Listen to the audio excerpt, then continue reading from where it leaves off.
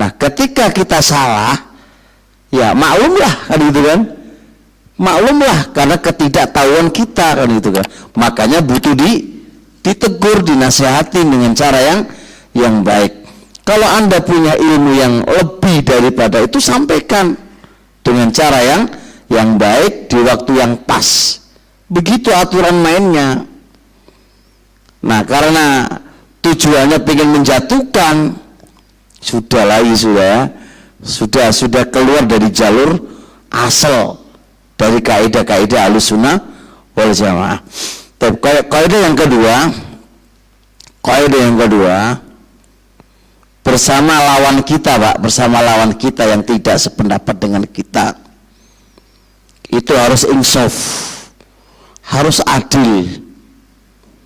Bersama lawan kita dan orang-orang yang gak setuju dengan kita dan tidak sependapat dengan kita, itu harus insaf.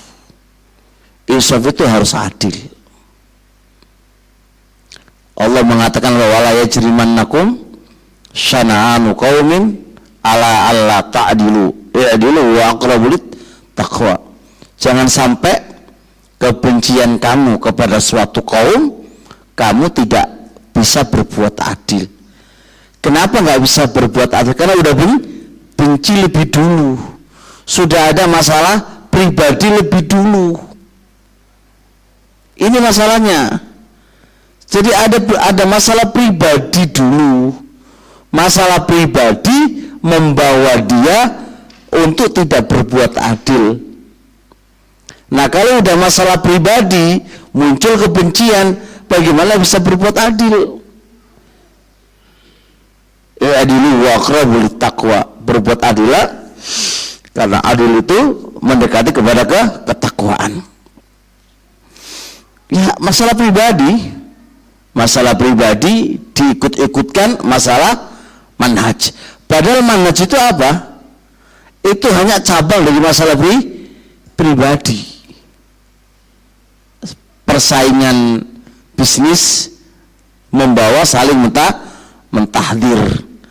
Bisnis banyak, bisnis travel, Ustadz satu travel, Ustadz B travel, Ustadz ini cari jamaah satu jamaah. Masalah pribadi banyak banget. Ini jangan dibawa kepada ranah perpecahan. Itu kan pribadi kamu. Nah, makanya ayo adil di dalam mensikapi suatu perkara, adil dengan lawan kita. Imam Al-Qayyim rahimahullah ta'ala dalam kitab Ilamul Muwaqqi'in juz 3 halaman 497, beliau mengatakan wallahu ta'ala yuhibbul insafa. Allah itu menyukai keinsafan, menyukai keadilan. Bal huwa afdalu hilyatin tahalla biyar rajulu. Bahkan perhiasan yang paling bagus yang seorang laki-laki berhias dengannya itu adalah keinsafan. Jadi manakala Anda ingin berhias dengan suatu hiasan yang terbaik bagi seorang laki-laki adalah berbuat adil. Lebih-lebih khususon, lebih-lebih man nasaba nafsahu hakaman bainal aqwali wal madhahib. Lebih-lebih seseorang yang menobatkan dirinya sebagai hakim, sebagai ustadz, sebagai hakim di antara pendapat-pendapat yang ada dan mazhab-mazhab yang ada.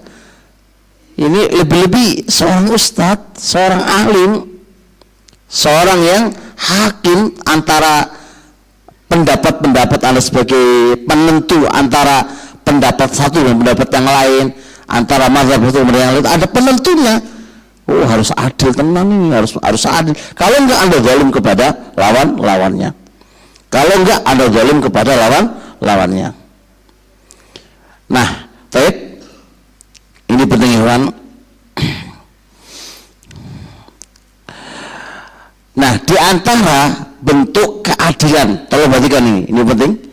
Di antara bentuk keadilan itu menimbang antara kebaikan seorang alim dan kesalahan seorang alim itu. Ini antara ahlussunnah loh ya, antara ahlussunnah ya. Seorang ahlussunnah itu punya kebenaran berapa dan punya kesalahan, timbangan itu adil. Jangan satu kesalahan merusak apa? Seluruh kebaikan dia. Seluruh kebaikan dia itu adil. Jadi menimbang kebaikan dia dan salahnya dia itu timbangan. Berapa benarnya dia dan berapa salahnya dia. Kayak kasus suami istri lah Pak. Istri manusia lah salah. Tapi apakah kesalahannya lalu dicerai? Kan bandingkan salahnya gimana, berapa dia salah, bentuk salahnya gimana, itu butuh ditimbang. Sebagaimana teman kita punya salah, ustadz kita punya salah, iya. Manusia kan, ustadz punya salah, iya. Tapi apakah salahnya ustadz 1, 2, 3 melebur semua kebaikannya? Nah, ini kami akan mendatangkan datanya. Al-Imam Syafi'i rahimahullahu ta'ala, sebagaimana dalam kitab Kifayah fi Ilmi Riwayah karya Imam Khatib Al-Baghdadi, saya datangkan datanya Pak, kitab-kitabnya, biar kaidah tadi itu ada marojiknya, ada sumbernya, sehingga menjadi ilmiah. Khatib Al-Baghdadi dalam kitab Kifayah fi Ilmi Riwayah, beliau menukilkan dari Imam Syafi'i rahimallahu ta'ala. Apa kata Imam Syafi'i? Fa in kana al-aghlabu at-ta'ata fa huwa al-'adlu wa in kana al-aghlabu al-ma'siyata fa huwa al-mujarrahu.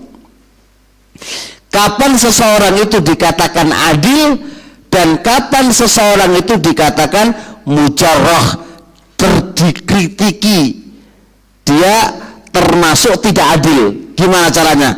Kata beliau, fa in kanal aghlabu, jikalau mayoritas perbuatan dia itu taat, maka berarti dia adil. Dan jikalau mayoritas perbuatan dia adalah maksiat, maka berarti dia mujarrah, itu tidak adil. Menghukumi orang itu adil dan tidak adil pakai teori Imam Syafi'i. Karena nggak mungkin manusia itu nggak pernah salah, itu nggak mungkin. Dan nggak mungkin manusia juga selalu benar. Jadi gimana menghukumi orang itu adil dan orang itu nggak adil? Gimana caranya? Lihat mayoritas perbuatan dia. Lihat mayoritas perbuatan dia. Kalau mayoritas perbuatan dia itu ketaatan, maka dia adalah adil. Dan jikalau mayoritas perbuatan dia tidak alias maksiat, maka dia dihukumi orang yang dicalah. Berarti orang nggak adil. Ini teorinya Imam Syafi'i. Teori yang kedua, pernyataan Imam Ibnu Hibban dalam kitab Majruhin juz 1 halaman 76 sampai 77. Bagaimana Ibnu Hibban berkata, al-adlu, seseorang dikatakan adil, seseorang dikatakan baik, seseorang dikatakan terpercaya, seseorang yang dikategorikan agamanya baik. Gimana sahabat? Idza dhahara alaihi aktsaru an amaratil jarhi istahaqqat tarka kama anna man dhahara alaihi aktsaru alamatit ta'dili istahaqqa al-adalata. Jikalau nampak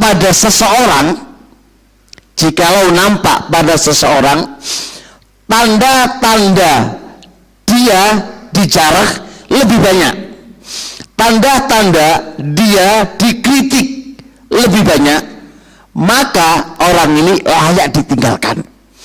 Dan jikalau nampak pada dia tanda-tanda rekomendasi para ulama itu lebih banyak, maka orang ini layak dihukumi adil.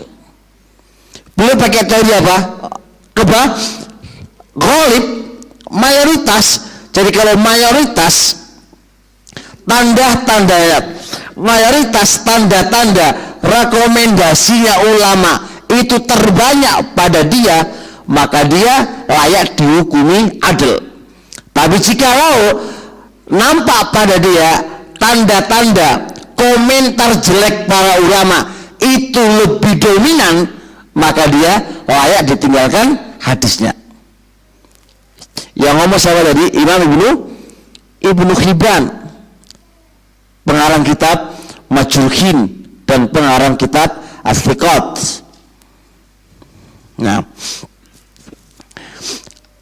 tambah lagi Al-Imam Ibnu Qayyim rahimahullahu ta'ala dalam kitab Miftahu Dari Sa'ada, juz 1 halaman 176 sampai 177. Apa kata Ibnu Qayyim? Kata beliau, min qawaidi syar'i wal hikmah, termasuk kaidah-kaidah syariat kita dan kaidah-kaidah hikmah kebijaksanaan ya. Apa kata beliau? Annaman kathurat hasanatuhu, seseorang yang lebih banyak kebaikan-kebaikannya nih. Seseorang banyak kebaikan-kebaikannya, wa azumat, dan besar kebaikan-kebaikannya, dan agung kebaikan-kebaikannya, banyak dan agung ya.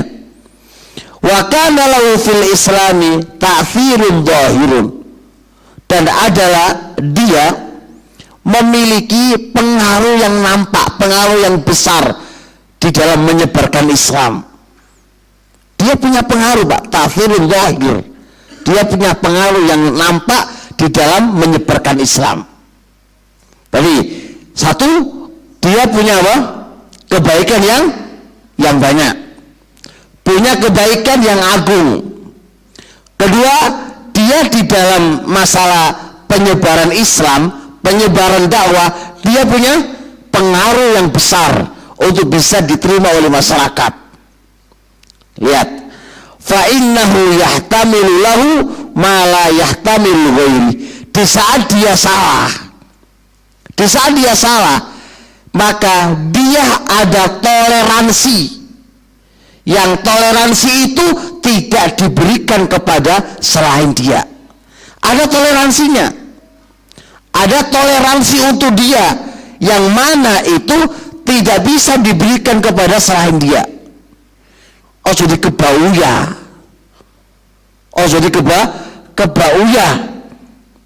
Gitu loh, Pak. Contoh nih, ada seseorang ustadz besar, punya banyak kebaikan di dalam dakwah ini. Baik, kalau dia salah dengan seseorang yang baru ngaji, misal contoh, salai podo. Bagaimana sikap yang adil? Apakah kesalahan yang sama dari orang yang berbeda itu cara perlakuan kita sama kan? Ya enggak lah, tetap berbeda cara kita memperlakukannya. Itu namanya adil. Gak bisa dihukumi sama. Dia ngomong siapa ini? Yang ngomong siapa? Itu bukan saya yang ngomong loh. Nanti aku ngomong Ustadz Dewi. Enggak, saya nggak mau. Kita ilmiah. Nah, kata beliau ini, wa yufa anhu ma la yufa an ghairi. Untuk dia bisa dimaafkan yang itu nggak bisa diberikan kepada orang lain. Untuk dia bisa dimaafkan, Pak, yang itu nggak bisa diberikan kepada selain dia. Tidak ada hukum khusus untuk dia. Justru itu adil. Kalau antum kebauyah, antum sikat semuanya, itu namanya nggak adil. Wong pelakunya berbeda, berbeda kok. Nah, kemudian Ibnu Qayyim memberikan satu alasan logika, Pak. Apa logikanya? Perhatikan air. Kalau air itu banyak kemasukan najis, apakah air itu terpengaruh karena najis? Enggak, tetap dihukumi suci. Kenapa? Karena air itu banyak. Berbeda air itu sedikit. Kalau air sedikit kemasukan najis, pasti berubah menjadi karena najis. Sekarang saya nanya, ini air, Pak. Seseorang kencing di sini, berubah nggak airnya? Berubah. Karena berubah, air menjadi pada awalnya suci. Kalau kemasukan najis, lalu berubah warna, rasa, dan baunya, pasti berubah. Maka air yang awalnya suci menjadi najis. Nah, sekarang lautan atau air kolam renang, banyak banget, puluhan orang kencing di situ, apakah berpengaruh, Pak? Nggak berpengaruh sama sekali, dan tetap airnya dihukumi suci. Itu dalil, Pak. Itu dalil dari sebuah logika yang luar biasa didatang oleh Allah Ta'ala. Berarti kasusnya sama. Seseorang yang punya banyak kebaikan, Pak, punya andil besar dalam Islam, lalu dia salah. Apakah kesalahan tadi bisa merubah dia menjadi baik, menjadi nggak baik? Sebab kesalahan yang kecil, sedikit, nggak bisa lah. Nah, coba ayo kita insaf lah, ayo kita adil lah kepada lawan kita. Contoh nih, sekarang takmir masjid ini, dia yang membesarkan ini masjid dari nol, Pak. Muasisnya masjid dari nol. Kemudian dia salah, namanya manusia salah. Mungkin ngambil duit masjid tanpa disengaja lah, atau kebutuhan mendesak, misal contoh korupsi yang itu nggak banyak lah, misal contoh juta, 2 juta, 3 juta, 4 juta. Apakah Anda langsung kritik dan Anda turunkan martabatnya disebabkan korupsi 4 juta atau 5 juta dengan kebaikan yang dilakukan? Anda sebarkan aibnya dia, ente kualat, ente nggak adil, ente.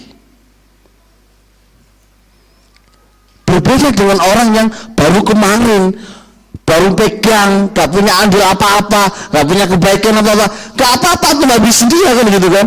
Tapi ini yang sudah lama, Anda harus punya toleransi, tutupin aibnya, nasihatin dia.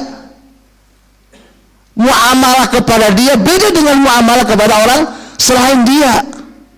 Jangan dikebauya, langsung takmir gak pantas, takmir apa jenis buaan, takmir wala.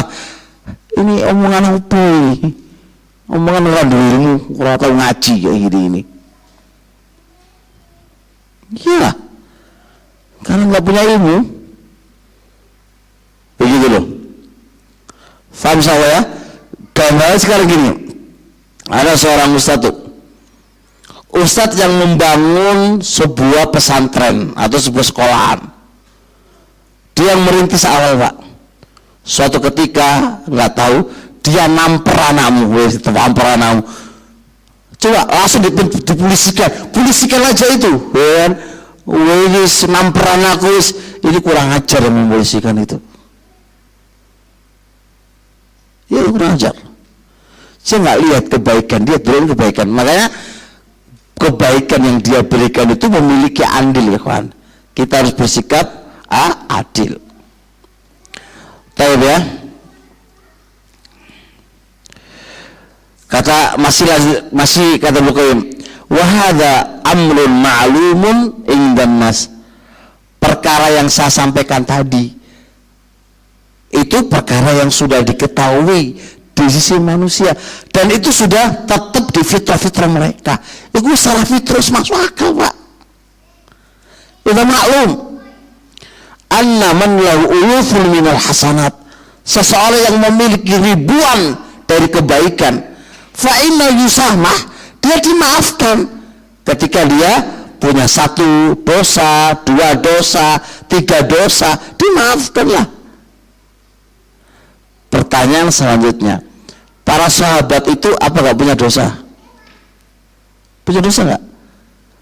Tetap punya dosa, tapi gak ditolak oleh Allah. Kenapa? Karena apa? Banyaknya kebaikan, makanya dosa sedikit gak ditolak oleh Allah. Karena saking banyak kebaikannya. Dan hukum untuk para sahabat adil semuanya. Padahal mereka juga berbuat dosa loh, namanya manusia kok. Nah, Ibnu Rajab rahimallahu ta'ala berkata nih dalam kitab Qawaid Ibnu Rajab, al-munsif, orang yang adil adalah man ikhtafara qalila khata'il mar'i fi kathirin bisawabi. Kesalahan yang sedikit pada seseorang itu tenggelam di banyak benernya. Jadi sedikit itu tenggelam di banyak benernya dia. Jangan kebaliklah. Gimana kebaliknya? Yang baik tenggelam gimana? Di kesalahan yang sedikit. Jadi yang dimunculkan itu salahnya, menenggelamkan kebaikannya dan banyak benernya. Itu nggak insaf, itu nggak adil itu. Justru yang adil gimana? Yang sedikit itu tenggelamkan di lautan kebaikan dia. Jadi yang dimunculkan apa? Kebaikan dia. Itu yang ngomong saya Ibnu Rajab rahimahullah ta'ala dalam kitab Qawaidnya halaman 3 itu. Taib. Al-Imam Az-Zahabi rahimahullah ta'ala, Imam Zahabi dalam kitab Syiar Alam Nubala juz 5 halaman 271. Saya datangkan ulama ini, Pak, barakallahu fikum, supaya kita itu di atas kaidah, ada ulamanya. Enggak kok main antem, enggak insaf dalam mensikapi orang berbeda dengan kita. Enggak insaf kepada orang yang mungkin pernah nyakitin kita. Kita enggak insaf kepada orang yang pernah berbuat baik kepada kita.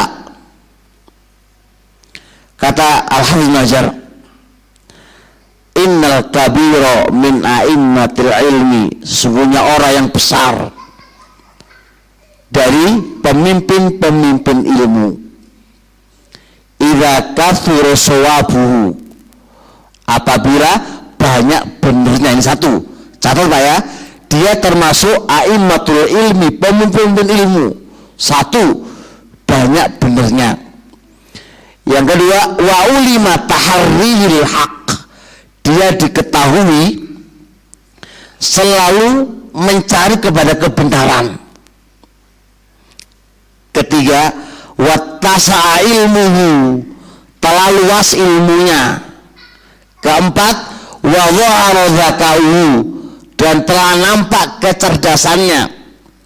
Kelima, wa urifa salahuhu wa wara'uhu wa tiba'uhu, dan diketahui kesalahannya dan waroknya dan mengikuti terhadap agama, diketahui semuanya. Maka lihat, yughfaru lahu zalaluhu, diampuni, dimaafkan kesalahan-kesalahannya.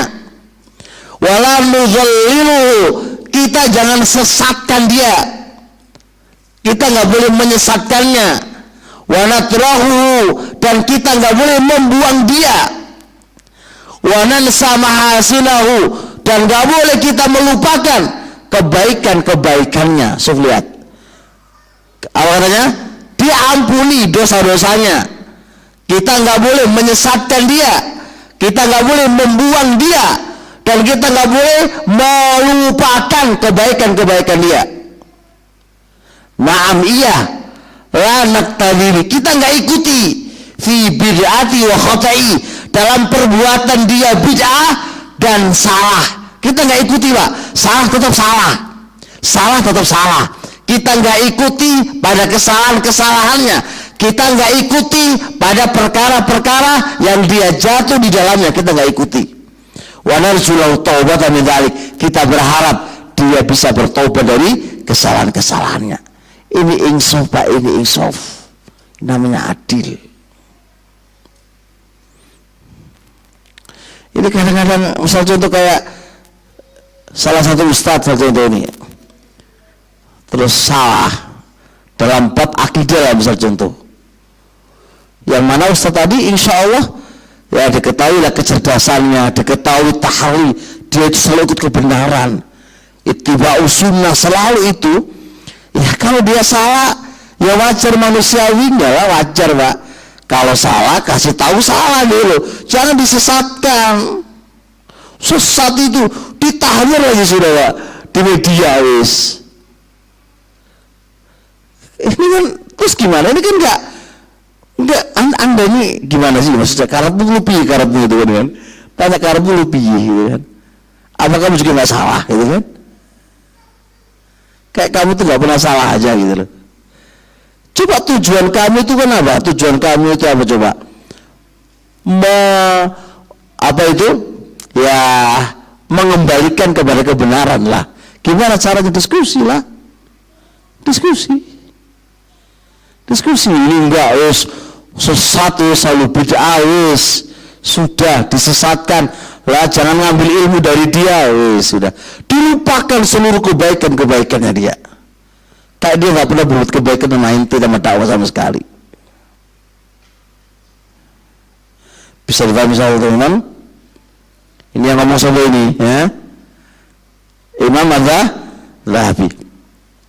Saya datangkan, Pak, ucapan Syekh Muqbil karena biar orang itu paham. Orang ini kan berasumsi kalau dari Yaman kan keras gitu ya.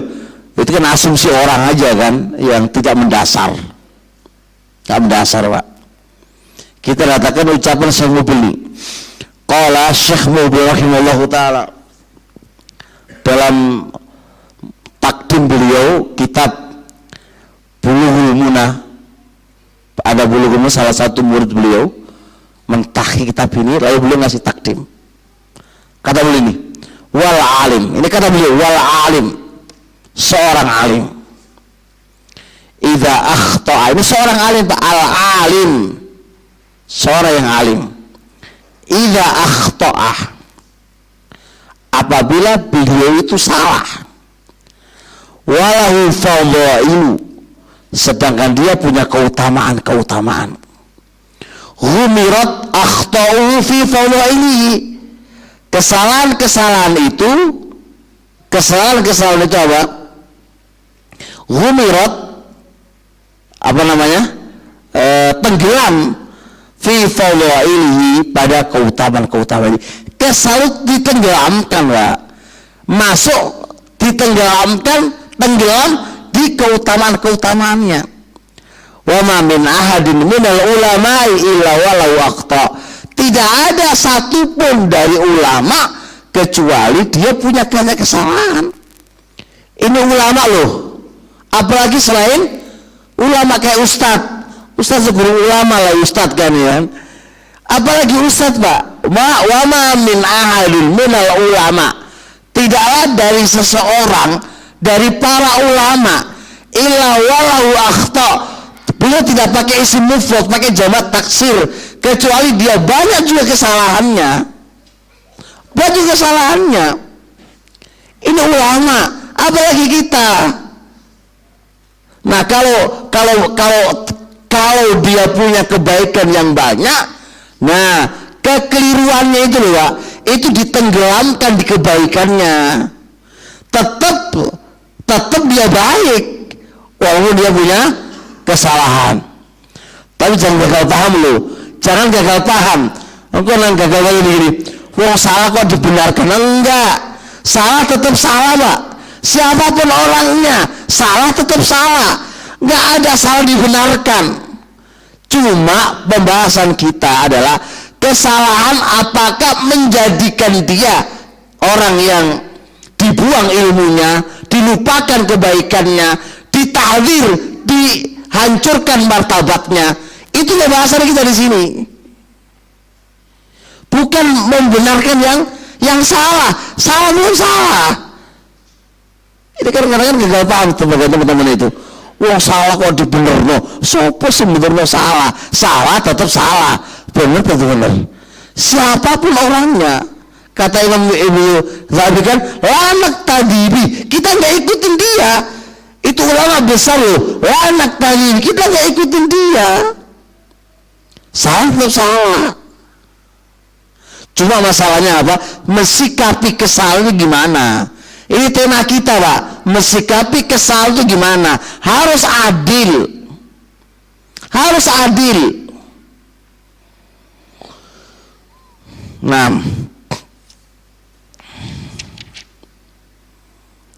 baik. Boleh juga mengatakan dalam kitab Ijabatus Sa'il. Sudah cukup insya Allah dari poin tadi. Bisa dipahami insya Allah. Ingat ya, kita punya dua kaidah loh ini. Kaidah pertama harus apa tadi? Tujuan Anda di dalam menasihati orang yang berlawan dengan Anda. Ini dulu, atur dulu niatnya ini. Niat kamu tuh apa dulu? Awal niatnya benar, insya Allah setelahnya akan dimudahkan oleh Allah.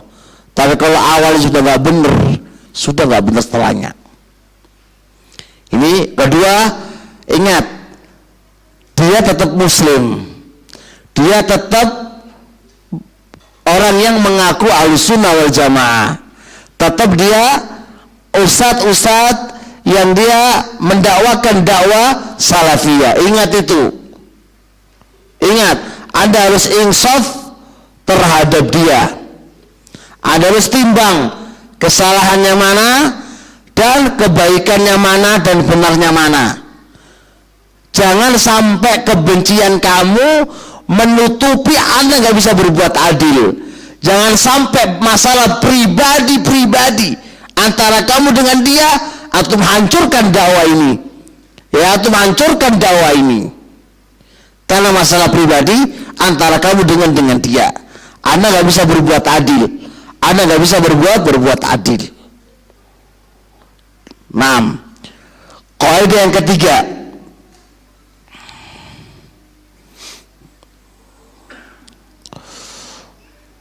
Wuku'ul alimi, ini kaidah ketiga loh, kaidah yang ketiga sekarang.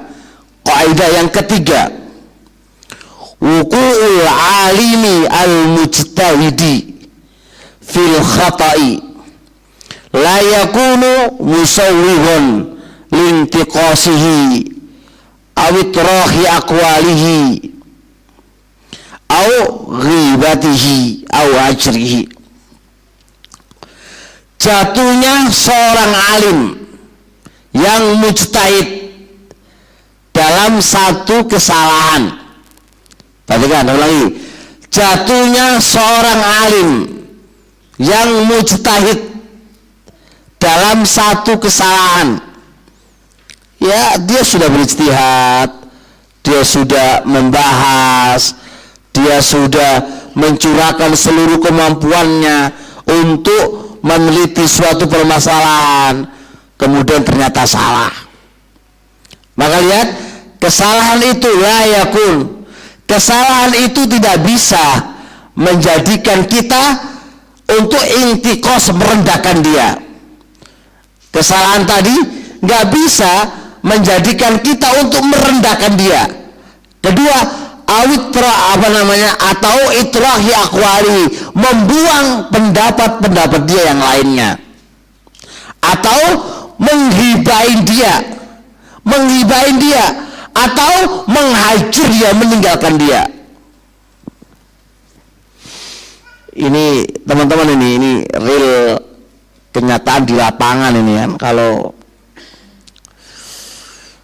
Kalau sudah lagi masalah dengki atau masalah sudah kebencian ya, udah kebencian kepada Ustadz A atau Ustadz B atau teman A atau teman B, pokoknya sudah terjadi kebencian, itu pasti nyari-nyari kesalahan. Ya ora, kapan nih salah nih, bahkan didelai salah.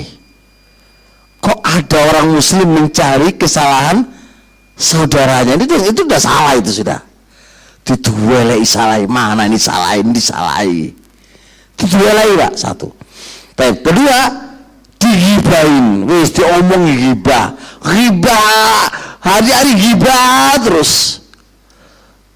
Insyaallah gibah is. Gibah Pak is.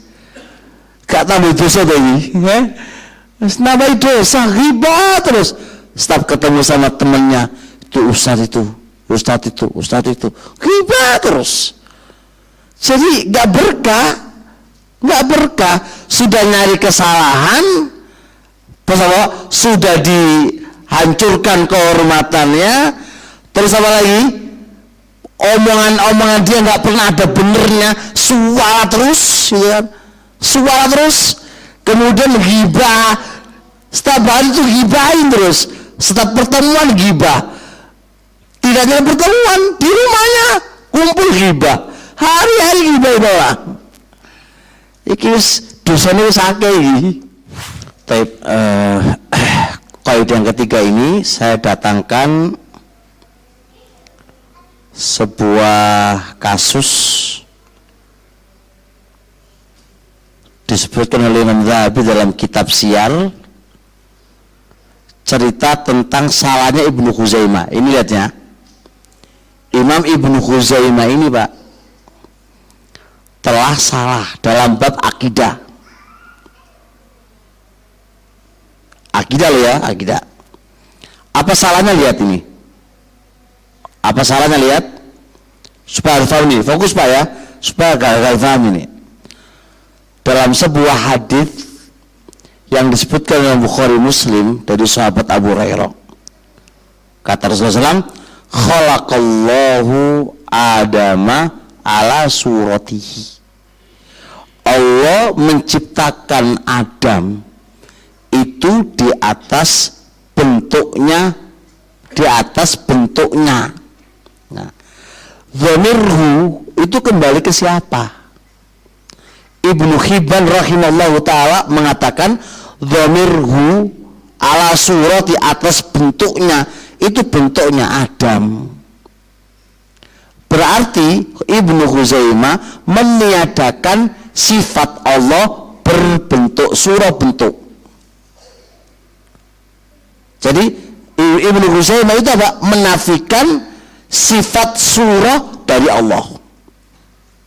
Nah, Ahlussunnah wal Jamaah seluruhnya mengatakan khalaqallahu Adama ala surati. Allah menciptakan Adam pada bentuknya Allah. Dhamir kembali ke Allah. Nah, sekarang kita ngebahas ini Pak ya. Poinnya sekarang Imam Ibnu Khuzaimah di sini jatuh pada suatu kesalahan. Kesalahan dalam apa? Asma was sifat. Ibnu Khuzaimah berarti meniadakan Allah tidak memiliki sifat apa? Surah, bentuk. Yang mana seluruh Ahlussunnah wal Jamaah menetapkan Allah itu punya sifat surah. Nah, menanggapi kesalahan Ibnu Hibban, coba bagaimana sikap para ulama? Apakah dengan kesalahan ini langsung dihabisin Ibnu Khuzaimah? Enggak. Apakah dengan kesalahan Ibnu Khuzaimah ini langsung ditinggalkan semua pendapat-pendapat beliau? Enggak. Enggak Pak. Coba kalau terjadi, kalau kita mensikapi Pak, habis semuanya ya. Kalau kita mensikapi loh, kita ini kayaknya kurang ilmu gitu, jadi mensikapinya itu gak pas gitu. Taib, Al-Yom sudah berkomentar nih, Imam Zahabi ini. Nih. Walibni Khuzaimah, katanya Ibnu Khuzaimah itu ulmatun fin nufus wa jalalatun fil qulub.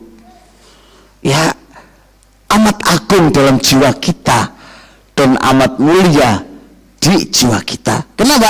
Karena Ibnu Khuzaimah memiliki ilmu, li ilmi wa dinihi.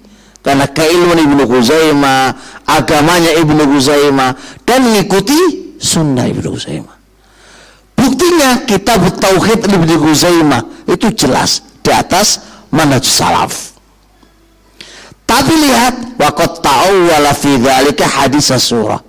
Tapi beliau telah mentakwilkan di sini hadis surah. Kesalahan punya takwil, yaitu mirhu itu kembali ke Adam, bukan kembali ke Allah. Maka dengannya berarti Allah nggak memiliki sifat surah. Kata beliau, falyatadir man ta'awwala ba'dhus sifati. Hendaknya diberi uzur kepada orang yang mentakwilkan sebagian sifat-sifat Allah. Kondisinya semisal ini, kasih uzur. Nah, kasih uzur ya kan, kasih uzur.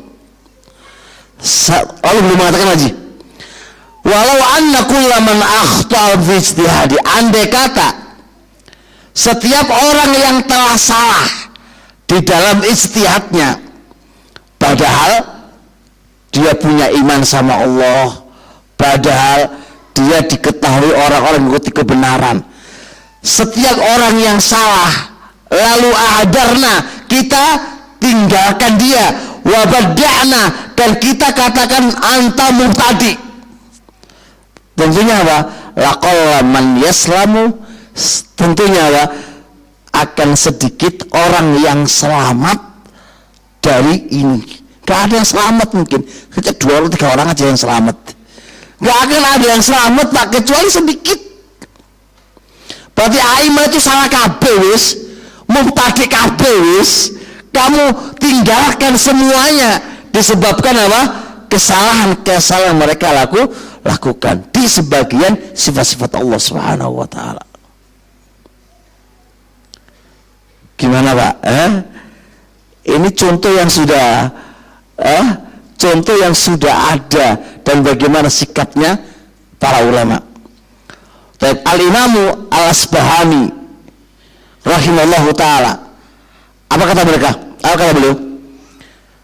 Akhta Ibnu Khuzaimah, Ibnu Khuzaimah telah salah, wala yut'anu alaihi bidzalik, dan gak boleh dicaci maki dengan sebab kesalahan ini. Bala yukhadhu anhu hadza, cukup kesalahan ini jangan diambil dari dia. Fahasbu, cukup, jangan diambil kesalahannya, dan ini udah cukup. Oh, sudah tambah imane. Kita kan enggak Pak, sukanya nambah ya. Ini Pak Usman mengatakan apa?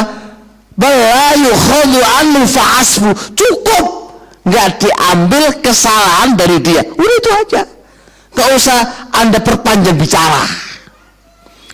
Memang Ibnu Khuzaimah itu nggak ngerti loh kan, ini kan tambahan Pak, ini kan tambahan, sudah cukup ini salah dan nggak usah diambil, udah gitu aja, nggak usah diambil.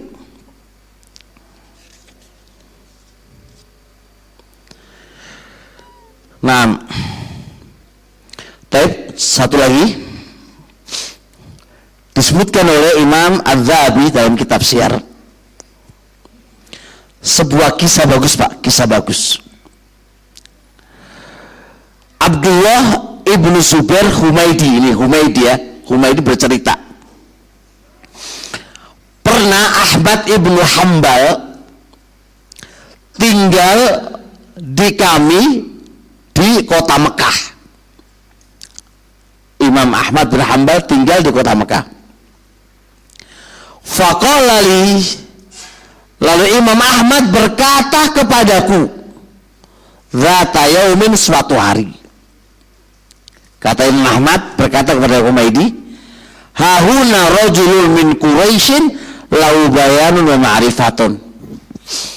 Di kota Mekah ini ada seorang laki-laki dari Quraisy, dari kabilah Quraisy, dia memiliki ilmu. Kata Humaidi, siapa dia? Man huwa? Kata Imam Ahmad, Muhammad ibnu Idris Syafi'i.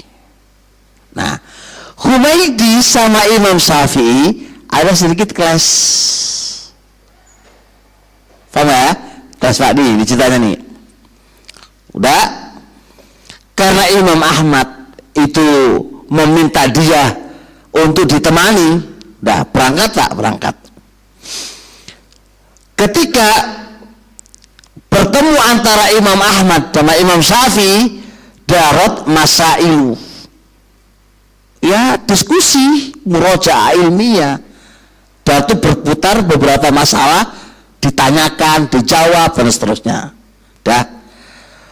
Falamma kumna, maka tatkala kami berdiri dari Imam Syafi'i, qala li Ahmad ibnu Hambal, Ahmad bin Hambal bertanya kepada Humaidi, kaifa wa anta, kaifa ra'aita, gimana pendapat kamu, mantap kan Imam Syafi'i, ini gitu kan. Nah lihat, kata langsung Humaidi, faja'altu, mulailah aku atatabbau, nyari-nyari, maka akhtafi, apa-apa yang Imam Syafi'i itu salah, dicari-cari mana kesalahannya gitu kan, mana kesalahannya. Wa kana dzalika minni bil hasad, ada sedikit hasad. Udah Pak. Setelah itu melihat, faqala li Ahmad bin Hambal, lalu Ahmad bin Hambal nasihati Humaidi. Apa nasihatnya? Fa anta la tarda ayyakuna rajulun min Quraisyin yakunu lahu hadil ma'rifah. Kayaknya ente enggak ridho ada seseorang dari Quraisy yang lebih pintar daripada Anda. Kayaknya enggak ridho itu. Apa kata beliau? Wa hadzal bayan tamurru mi'ata, katanya beliau. Ya, ketika kita lagi murojaah, lewat pada kita 100 masalah, yukhti'u khamsan aw asyra, dia salah 5 atau salah 10, itu biasa. Utruk ma akhta wa khudh ma asaba, tinggalkan yang salah, ambil yang benar, itu biasa. Kok malah nyari yang salah? Salahnya dijadikan apa?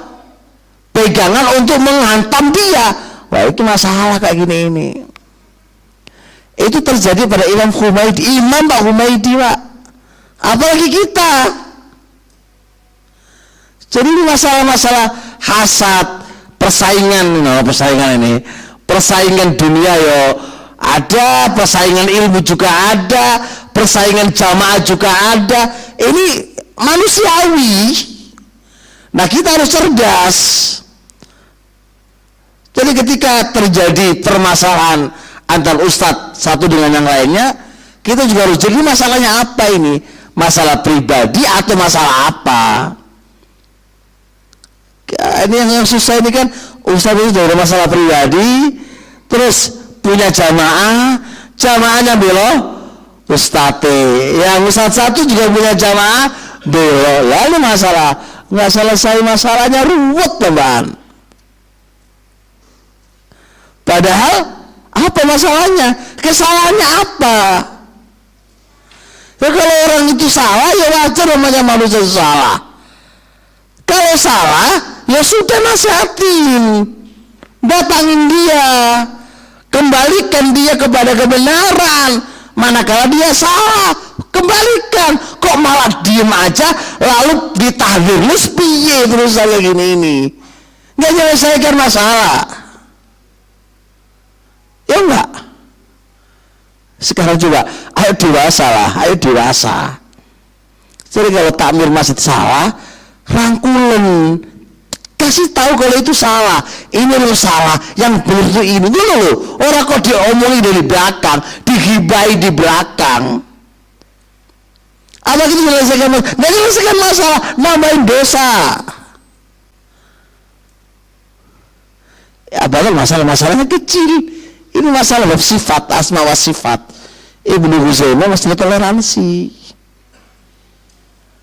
Gitu ya, Masya Allah.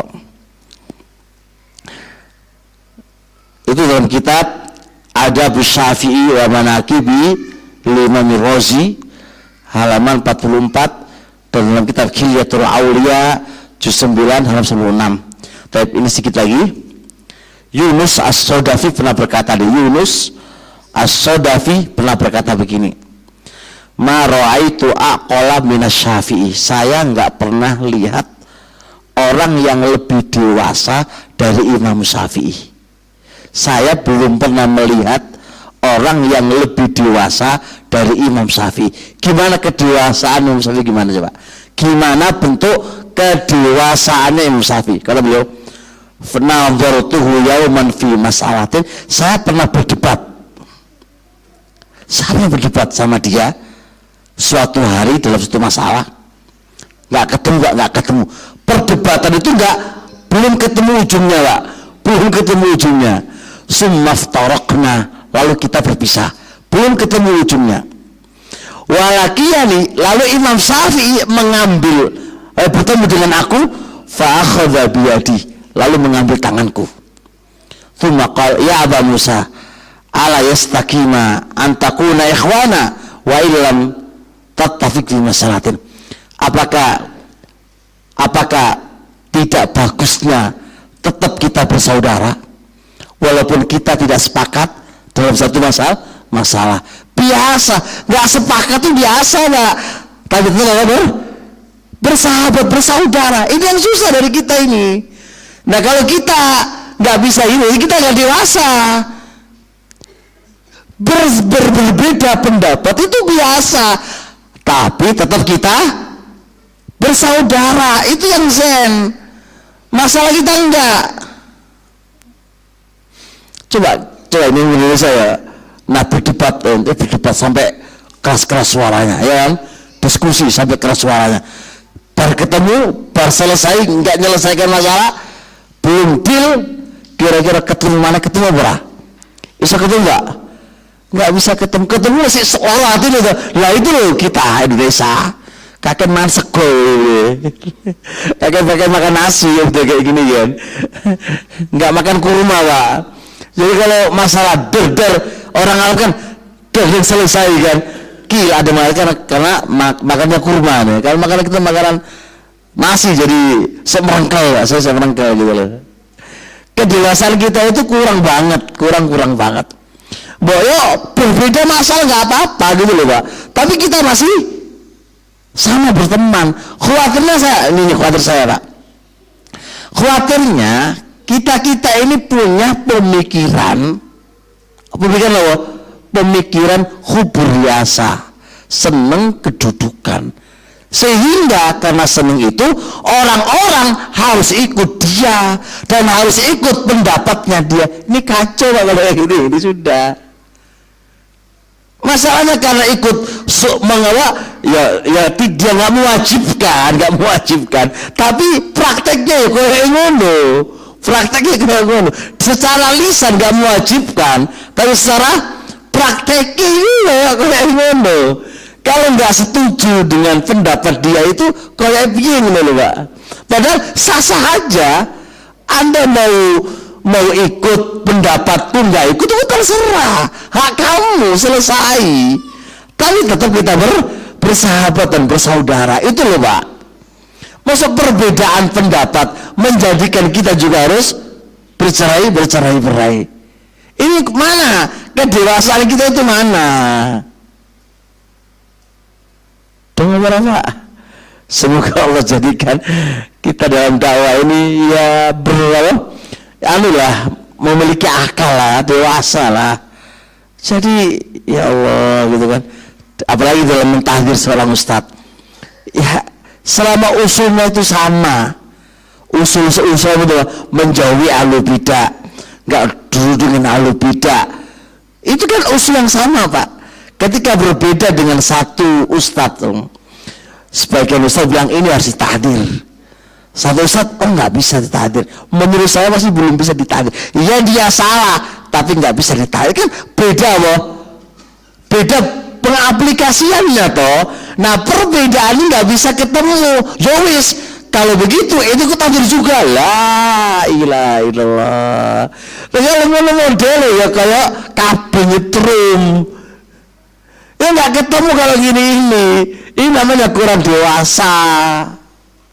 Ya sudah, oke, kita berbeda pendapat, kalau masalah kita berteman ya sudah berteman, selesai sudah. Kita berbeda di bab ini. Gitu loh Pak. Paham nggak? Aman toh? Ini kayak masalah orang, masalah fikih aja perdebatan, pertengkaran. Kayak satu begini, satu diem aja. Masalah mau diem gini, terserah awakmu lah. Ngapain? Kok harus dipermasalahkan? Yang satu sendakep, yang satu nggak sendakep. Wis terserah. Nggak ada masalah. Ustadz menguatkan nggak sendakep, ya sudah. Ustadz menguatkan sendakep, ya sudah. Masing-masing menguatkan. Tinggal antum gimana? Terserah awakmu mau diwai kena. Kan enak Pak. Jadi juga maksa orang supaya ikut pendapat kamu, kalau enggak ditahdir. Apa ini kan? Masalah foto. Sudahlah Anda yang mengharumkan foto, sudah ambil pendapat kamu. Ada yang membolehkan, ya sudah, ayo berteman, sudah. urusan Anda mengharumkan, urusan kamu. Bainaka wa bainallah, yang membolehkan urusan dia, bainaka wa bainallah. Ayo berteman. Enak tuh Pak. Wah boleh. Wah enak, tapi kita nggak bisa kayak gini karena kurang dewasa dan juga huburiasa. Senang dengan kepemimpinan, memaksa orang harus ikut dengan pendapat dia, itu masalahnya. Padahal masing-masing orang itu punya pilihan, terserah pilihannya. Wong kita ini sudah merdeka kok masih di apa? Kita merdeka nggak Pak? Ojo kita merdeka tapi kita masih di apa? Masih dikuasai oleh orang. Kita nggak bisa bebas dalam memilih. Itu namanya kita ini belum merdeka. Merdeka itu semuanya merdeka, kita bebas dalam memilih. Bebas dalam memilih, jangan kok dikomando. Kalau enggak ditahdir. Itu orang zamane Pak. Harus satu komando. Siapa yang wajib satu komando itu siapa? Nggak ada. Dakwah salafiyah kok satu komando. Komandonya satu Quran wa sunnah oke. Dalam penerapan terkadang bisa berbeda. Komandonya sama, Quran wa sunnah kembali Quran wa sunnah wa salaf. Iya. Tapi dalam prakteknya terkadang berbeda. Ya merdeka lah. Nah kita rayakan 17 Agustus ini ya, merdeka dalam mengambil pendapat juga lah. Masuk ke tergunggung dengan pendapat satu orang, lo nggak bisa lah. Tergunggung dengan pendapat satu orang nggak bisa lah. Baik jelas Allah ya. Baik sampai di sini insyaallah. Subhanakallahumma hamdik, asyhadu an la ilaha illa anta astaghfiruka wa atubu ilaik. Assalamualaikum warahmatullahi wabarakatuh.